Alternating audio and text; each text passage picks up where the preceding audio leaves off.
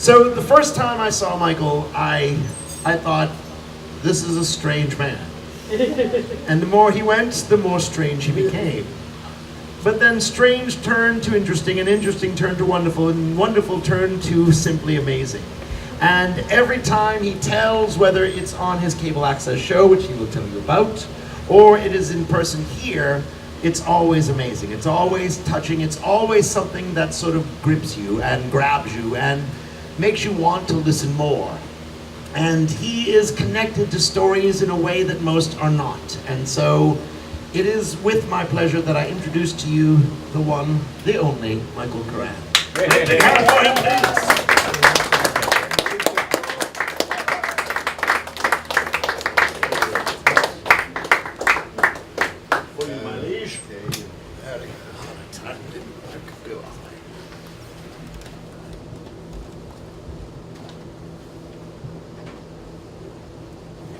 You can pull that chair a little closer.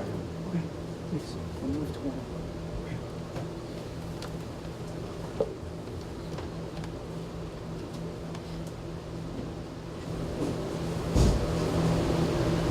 I think my father's ideal phone conversation.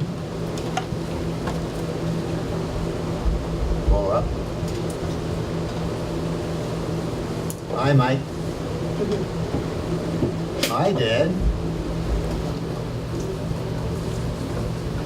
Keep in touch. It's been great talking with you. Not too much of an exaggeration.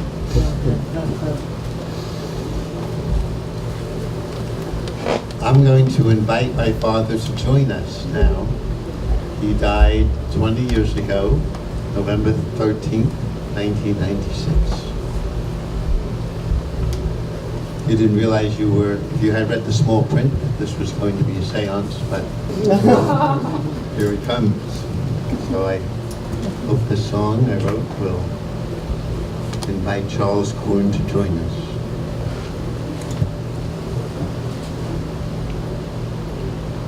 I am here with you now. You are here with me now. I am you.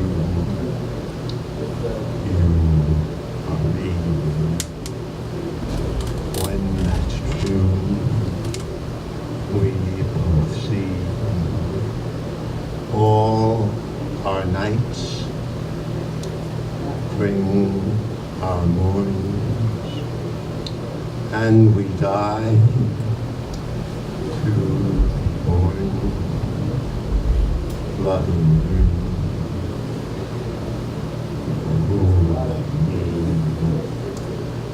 Being true, we are free.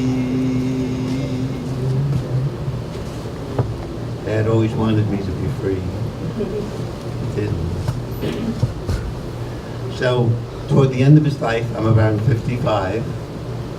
We're walking by the Atlantic Ocean in Brooklyn, very near where he was born, where he was living with his new woman friend. Dad's at the railing. It's a beautiful day. The Atlantic Ocean is waving. It's a spring in New York. It's not like spring in Boston. And he says, I'm doing good right now. I'm exercising. Mike, I think I know why you've been so stubborn your whole life.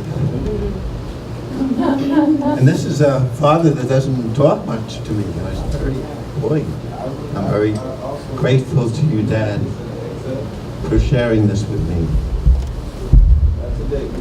He says, when you were born, we were reading the psychologist at the time, Dr. Watson, and Mom and I were told that not to spoil you, we'd have to feed you at the end of every 4 hours. And you would cry. You can just imagine a little baby. For much of the 4 hours. And then when the end of the 4 hours came, good for me. You refused to eat. Wouldn't get on those schedules. So we didn't want you to die. So I hold you down, little baby Mikey, and Mom pours some formula down your throat.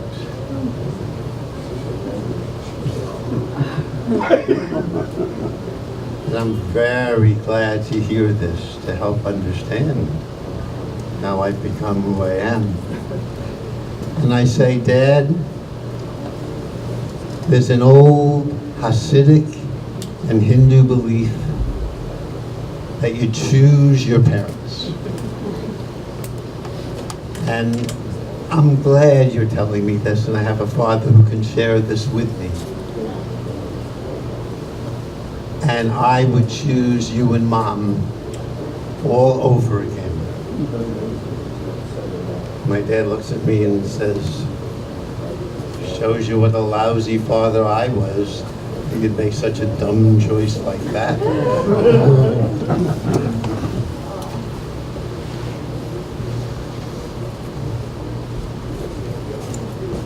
It all began on an ice skating rink in Manhattan. It was the old, my mom did the old, you couldn't drop handkerchiefs then, so she fell on the ice skating rink, and Dad picked her up. They talked a little, and he said, I'd like to continue to get to know you, but maybe we can get together next week. What would you like to do? And my mom said, oh, I like bike riding. And my dad said, fine. Now, my dad told me the story about his father, Max Korn. My dad said, when I was 9 years old, I asked my father, could I have roller skates? And my father said, that isn't kindish a thing, that's a childish thing at 9. So my father not only didn't know how to roller skate, he didn't know how to bike ride. All week, he practiced bike riding. And that's why I'm here. Learned well enough. And after they were dating for a while, they go visit my mother's cousin Esther, and they see this handsome young couple. They've been going together for many months. And cousin Esther says, Charles, do you love Evelyn? My father says, yes. Evelyn, do you love Charles? Yes, I do. Then cousin Esther says, great, you can get married. And they walk out a bit stunned. And my mother said, I think this is a little too quick, don't you think so, Charles? And Charles, who made it through the world by being very sensitive to what other people thought, he says, according to my mother, honey, if you don't marry me now, we're not going to get married. And my mother caved, and that's why I'm here. I'm glad for that.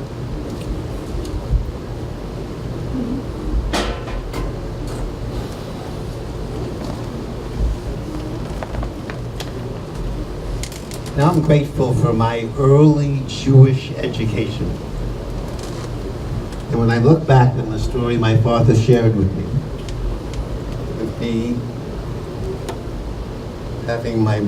being held down and something coming toward me, I think they're training me to understand one of the great Jewish stories, Abraham and Isaac. And I write a poem much later in life called Isaac's Rebirth. Father whose raised knife may sacrifice me. Angels, help me love. Angels, help me love. In the Jewish tradition, I studied this story. I'm going to write about it. And in the Jewish tradition, the word that's often translated as angels is just simply messengers.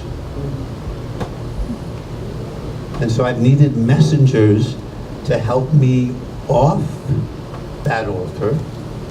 And you people coming here, little did you realize it, are messengers from God and helping me get, especially people that I know dearly, helping me get off the altar. This was my early bar mitzvah when I was a little baby. It got me very interested in Judaism. And I thank you, Dad, for this tough introduction to Judaism.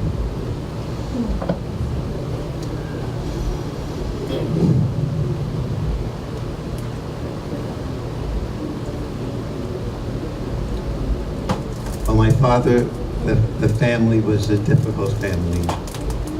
And when my brother was born, he's blessing us with his presence here, the week he was born, fortunately they didn't force feed him. However, my father comes to the hospital and says, honey, I've joined the Navy. He didn't have to, he was a fireman. And he left us and wrote he did not want to come back, but eventually wrote that he was coming back for the children. But I think I was somewhat afraid my father would leave again. I remember playing catch with him. And if I threw the ball wrong, or he couldn't catch it, I said, I'm sorry, Dad. I wanted him to like me. However, when we played cards, when he answered the phone, I thought he'd like a winner, and I cheated. I cheated my father at 5. I knew how to cheat in cards. And he came back and he thought I was cheating him. He was looking at the cards, but he couldn't quite figure it out. So he didn't accuse me of cheating him. I remember trying to get him to like me. We're taking a car drive, and I say, Dad, Jackie Robinson stole home yesterday. No response. So it was, I was glad he was there, but he was, if it wasn't talking, did he spend time with me? I was so lucky, Dad. You were a fireman, you were home during the day because you worked sometimes at night. My beloved father, Charles, thank you, Dad, played over 1,000 games of handball with me. And he played lefty, so I could win most of the time until I got that good enough he could play with both hands. In chess, he'd take off his queen, so I could win 98% of the time. And then when I got better at his castle, for some reason, my poor brothers, he didn't play with them hardly at all. And they still survived and thrived, look. My father told me when he came back from leave, when I was about 3, he would swing me around with his arm, and I'd love it. And then he tried to take my brother Len, and he said, you got in the way. Didn't want. I did have my challenges with my brother Len.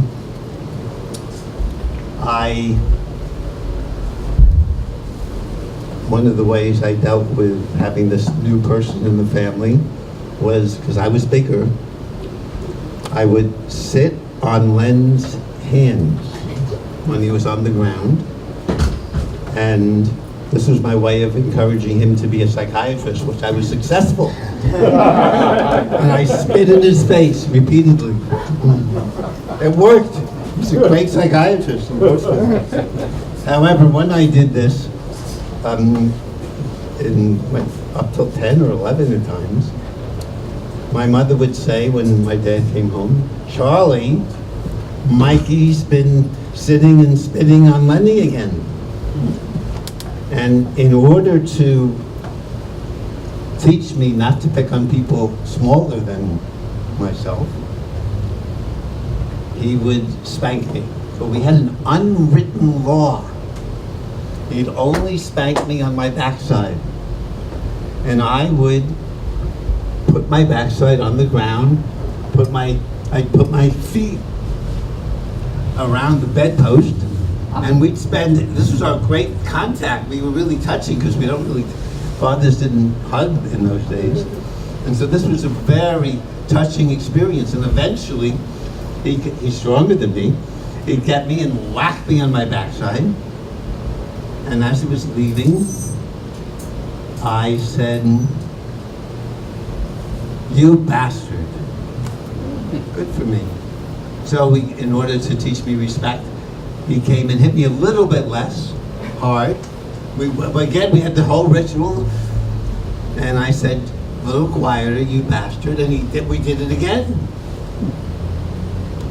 And I said more quietly, "You bastard." And I knew he was pretending not to hear me.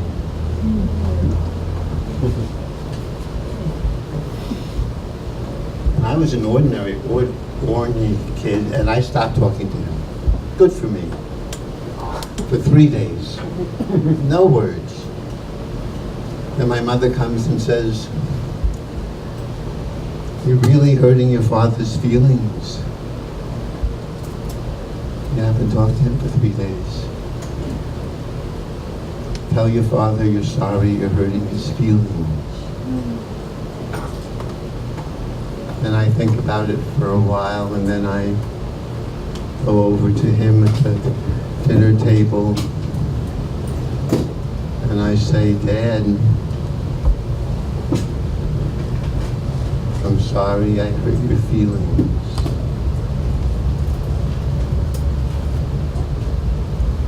Now this was very confusing, to say the least. Compassion for him who hurt me, rather than for myself. But thanks to you being here and all the focus you're giving me, I can revisit that. And now, Dad, I can say, first, having compassion for me, thanks to my many dear friends here. Now I can say, I'm sorry, both of our feelings were hurt, Dad. Maybe we could find another way to touch each other and relate. When my dad finally, in the 60s and 70s, it was okay. It was in to hug your son, right? And he would do an A-frame hug. That was an improvement.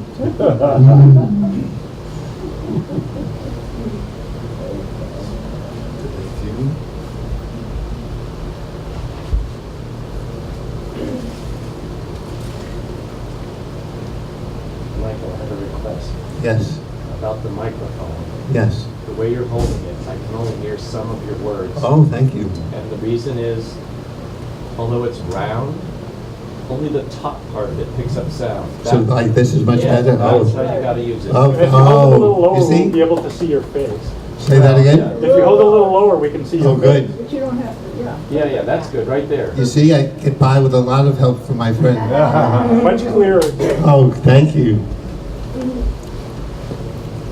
I remember in the 2nd grade, this is my father's contribution to me, Jimmy Lynch's gang, and please continue reminding me, I'm not used to this. Jimmy Lynch's gang was chasing me home. And my father, Dad, thank you for this.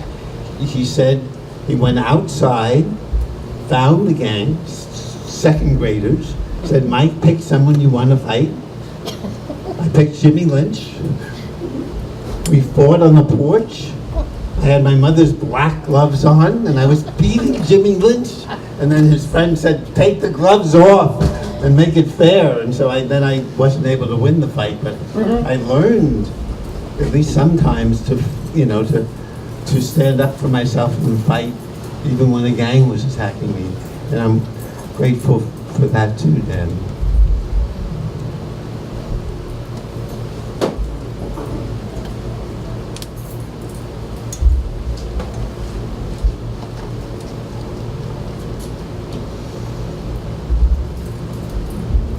At the University of Chicago, when I was alone, after leaving home, and it was hard for me, I was very attracted to one of my teachers who was studying to be a priest. When I was telling him how much pain I was feeling from growing up, invited me to Mass, and I saw this Jewish boy suffering, and everybody was celebrating. Wow, it's okay, it's great to be in pain. And I felt at home. Especially for they had the great teaching, what did you expect when you did this to me when I was young? I'll be back. Guess what? So I became a Catholic. I still am. And believed it was a great gift. That force feeding turned into, it was a long gift, that force feeding taught me through suffering the heart of Christianity. We can get off the cross. We can revive, all of us. So this was that early experience was a model for helping me get through life.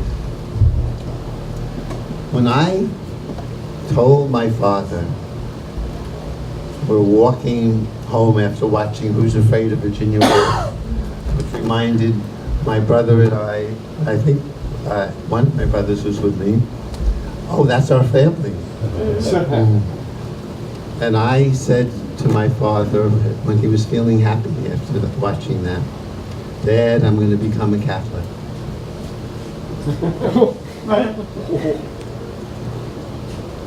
And he was not happy about that. And you go into your room for 7 days. It's like sitting Shiva. Someone died. You didn't talk to anybody for 7 days. But you did not tell me not to do it. You said, why don't you just believe that and not have to actually get baptized? But it was a question. You always wanted me free. Even when I told you I don't want to be a lawyer, I want to be a philosopher. You didn't like it, but you always wanted me free. And after 7 days, it was New Year's Eve. Your other fireman friends came over to celebrate. You told them the problem. They gave me a book, Jews, God, and History. They tried to dissuade me, but they accepted me. And that was enough for you to accept me too. Actually, it was your education, right from the very beginning.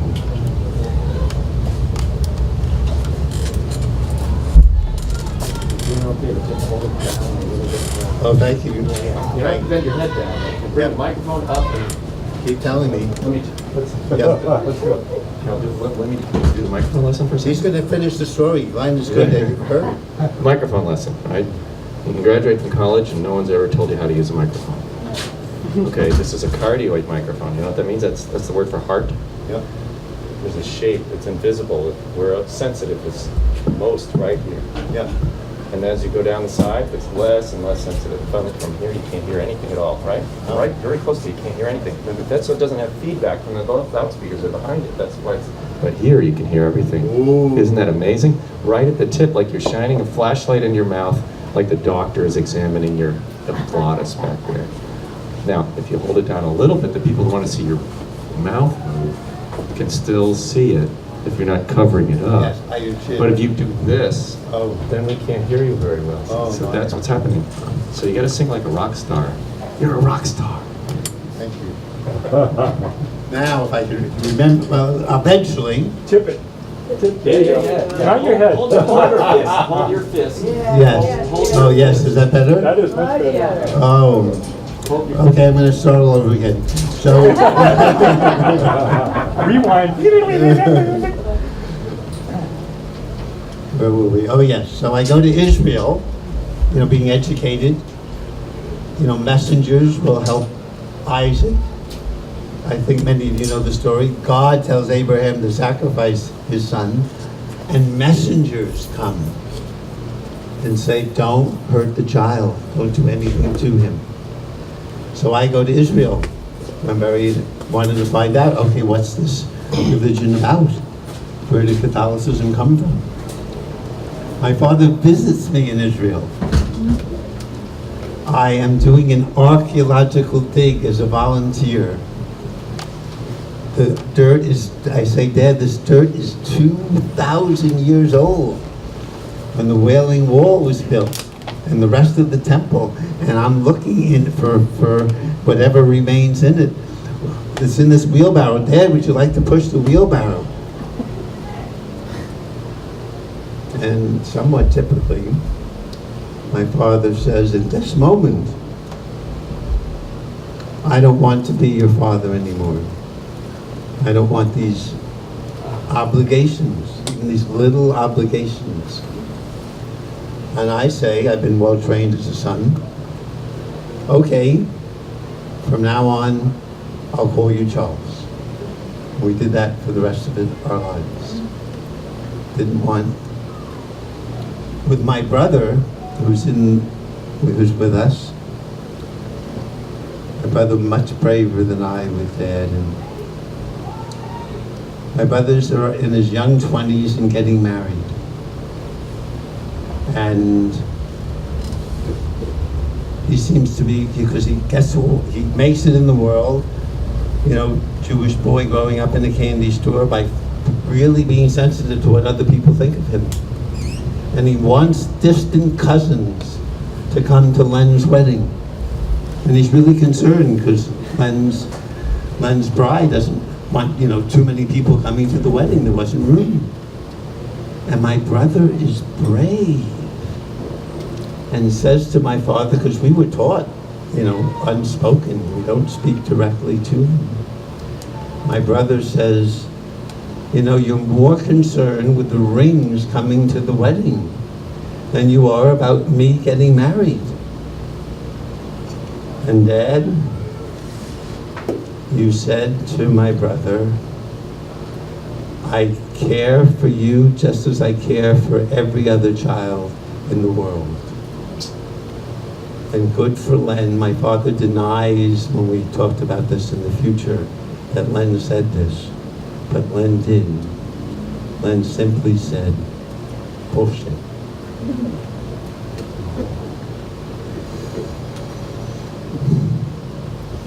So this is a challenging father. But this is a tough love story. The motto of this story is, it's never, my boss at the Cambridge Center, Jim Smith, had on his bulletin board, it's never too late to have a happy childhood.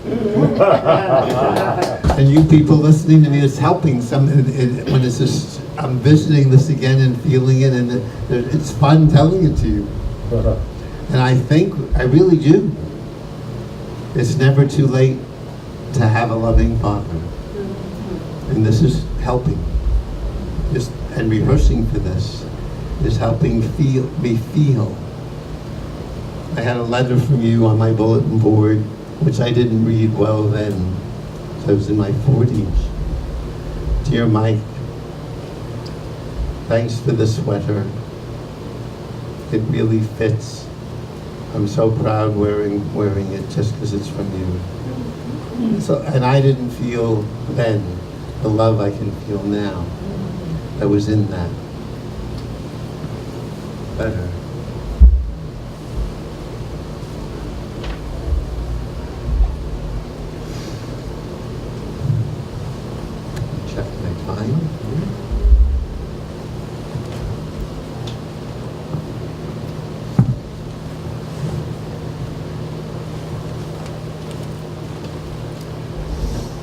Dad, you come to Newton.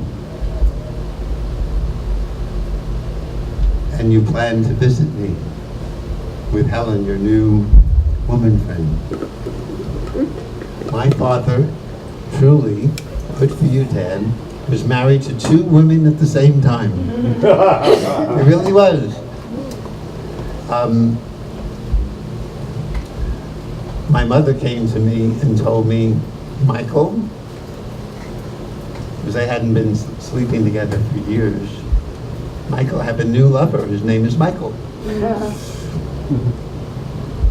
And I said, Mom, you shouldn't tell me this.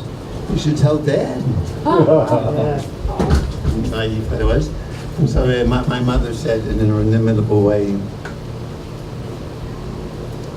Charlie, your son Michael told me to tell you that I have a new lover. I am not making this up. I am not making this up. It's never too late, you see, because we can laugh at that. Even my brother can laugh at that. We're taking this very challenging history and we're enjoying it. My brother's wife, Elise, was telling me, as I was preparing for this, she's a therapist, a wonderful therapist, and she says a group of therapists got together and studied Shakespeare together. And she said it was more healing for them to really perform Shakespeare together than their very good therapies that they would receive from one another. And you're helping this happen here. And you know, it's in some ways very healing to laugh at these difficult situations. So my father, after he had been playing around, people had called the home women. I didn't like that. I took their number and called them about 100 times and hung up. But my father went to Bermuda to learn yoga in his late mid-50s. I met a woman there named Helen, who lived a few blocks from where he grew up in Brooklyn. And Helen tells me this. And he shows up at her door, rings her bell after that week in Bermuda. He says, hi, I wanted just to say hello. And they started going out together. And it was really a gift to my father. Helen was a non-stop talker, and he didn't like to talk. We would have at home what we called I call the tragedy of the open mouth. This was many of our meals together, where my father would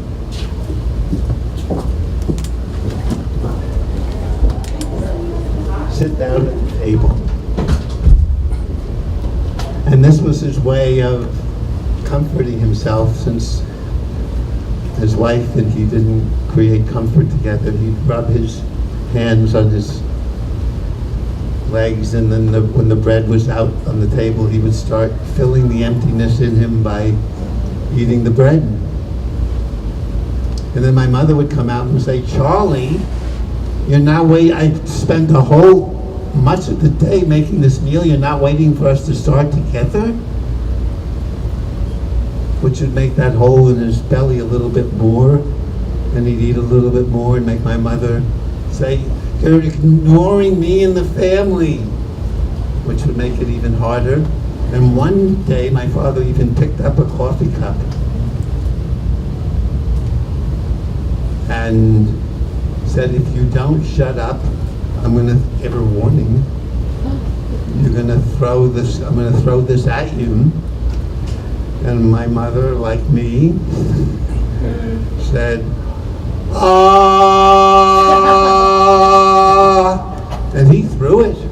We called it the tragedy of the open mouth because neither of them could keep their mouth shut. And my brother had to lock my mother in the bathroom. That was not the happiest of marriages for them. But they did stick it out. So grateful to have had a mother and father. But when my father met Helen, who was a non-stop talker and didn't ask anything of him rather than just for him to listen. And she was one of these non-stop talkers who was really interesting.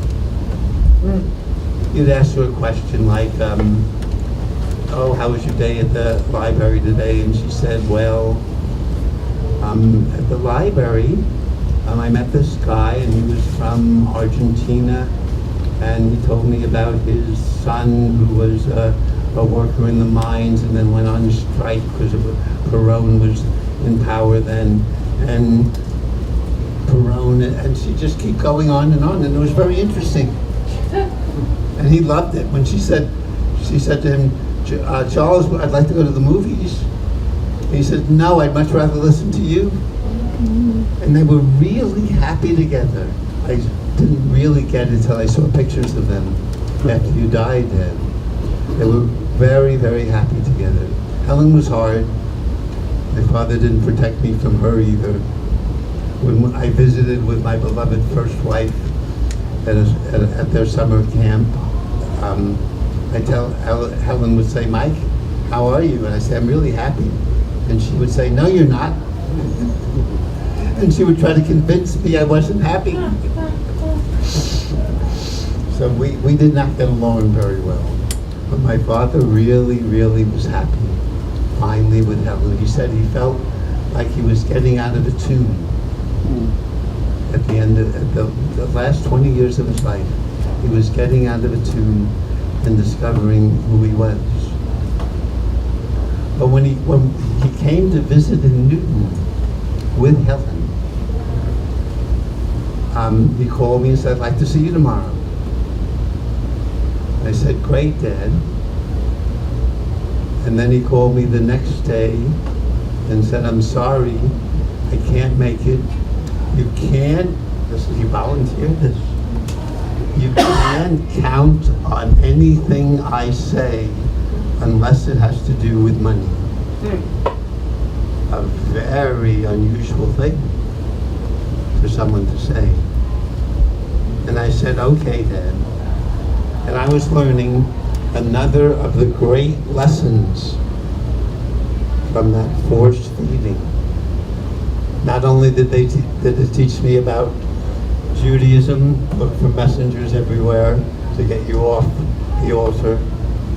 Christianity, we can revive through all our suffering. But it was really a Buddhist teaching also. It was this little boy who was unhappy because he was hungry and screaming and then didn't want to be humiliated and didn't want to eat on their schedule. It was really a Buddhist lesson to go with desire and enjoy the journey and don't be attached to the outcome. You might remember the Buddhist story famous Buddhist story of a Buddhist who's chased by a tiger, comes to a cliff, starts climbing the vine to escape from the tiger. But it's lunchtime and there's a tiger in the cliff above waiting for him to, and then a mouse starts crawling down the vine. Everybody's hungry, it's noon. The mouse starts eating the vine. The monk is swinging, the vine is going to break very soon, but he sees a strawberry in the vine and he reaches out, he enjoys the reach, grabs the strawberry, takes a bite, and says out loud, how sweet it is. And this is the heart of Buddhism, to enjoy. Suffering comes if we get attached to what we want. And so my dad was teaching me, even at the end of his life, says, Mike, you can't count on anything I say except if it has to do with money. And I was learning a hard lesson to enjoy going with desire and no attachment to outcome. And so I said, okay. It was hard. I said, okay. I never called him again. Never reached out. When he called me, you kept saying, Dad, I owe you a visit. I had learned. I said, Dad, you don't owe me anything. I'd love if you visit, but you don't owe me anything.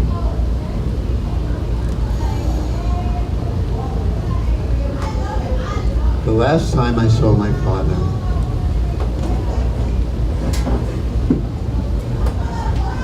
I'm driving my mother up from Cambridge. She had spent summers in Cambridge. And we had visited her father, who she didn't get along with, but we uncovered the dirt over his grave. And then we went to their home in New Jersey. And I come to the door. I'm learning Buddhism, but I don't quite have it down yet. My father greets me at the door, teaching me.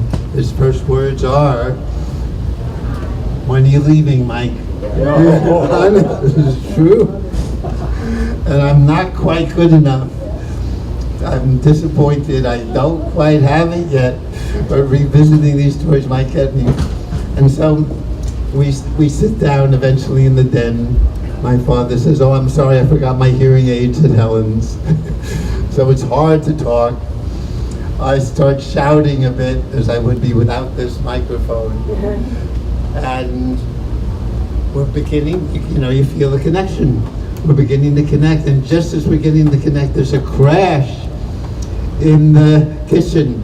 My mom has broken a big vase, and we have to go in, pick up the vase, and that was the end of our connection. So I'm still getting this Buddhist. I have to first appreciate that we were doing that. But I felt very wounded as I left. Because it's a hard Buddhist training. I hope I'm getting better at it.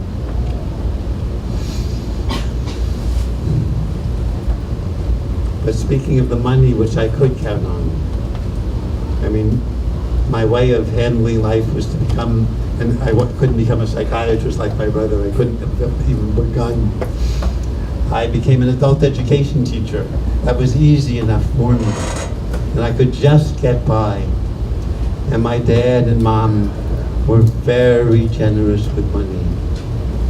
I was living in a co-op, just going condo, and we had owned the building. It just required $6,000 to buy the condo. I didn't have it. My mother and father helped me with the money. There was another condo. I could get it, I hoped, for my mother. When she came up in the summer, they gave me money for that too. Very, very generous they were. This adult education teacher, have 2 condos in Cambridge. You were looking at someone who you wouldn't know is close to a millionaire. Teaching adult education. Thank you, Dad, so much. I could count on you for money. I really could count. Once I asked you for $200 and you said, "I'm on a trip, you're bothering me." You sent it anyway, and I gave it back to you. And you took it back. I said, "It's important. I don't want to bother you, Dad. I'm learning this Buddhist lesson." Our last conversation. My dad is dying of cancer, either liver or pancreatic cancer. My brother and I disagree. He's a doctor. He wouldn't. And I call him and I say, "Good news, Dad." And Helen in the background said, "Good news?" My dear friend Helen. And he says, "What?" And I said, "Dad, I just got the condo for Mom." It was hard to just manage it financially. And my father said, these were his last words to me. "Well, that's a load off your mind."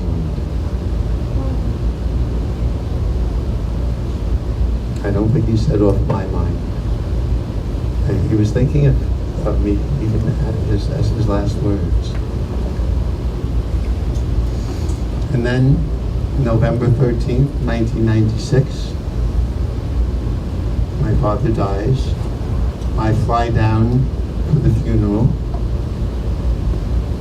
Ellen repeatedly tells me, don't talk too much. No, I don't want to hear your stories. At the funeral, really. But I wanted to tell my story. And I ended it with my father, after being in the fire department for 21 years, went back to school, and Dad, you got a master's in physics from Temple University. And then you were, oh, this is good timing, we have 5 minutes, perfect. And then you became chairman of Middlesex Community College, chairman of their physics and math department. Good for you. And helped start the first teachers union for college teachers in New Jersey with bluff and friendship. And so, Dad, people who know you know why you're Cleopatra's husband. Said this at the funeral. So tell me. We all know you're king of denial. Really was.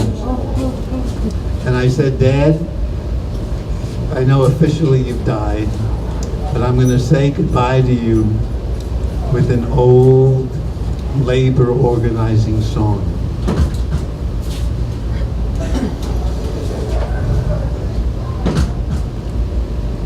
I dreamed I saw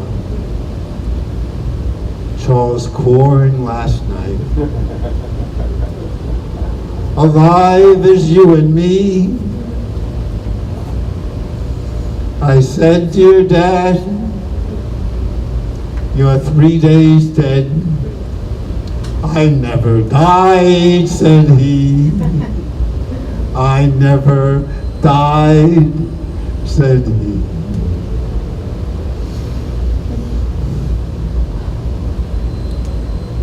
After the funeral, we put Dad, I seemed to want to touch the coffin and caress it. And then we put the coffin in the ground. It's a very lovely autumn day, no wind. But as the coffin is in the ground and the dirt is covering it, with no wind at all, I see a leaf blow on the coffin. And I think my dad might have been with us then, and I hope now, thanks to your help. So thank you all, messengers of God, for helping me discover it's never too late to have a loving father. Thank you.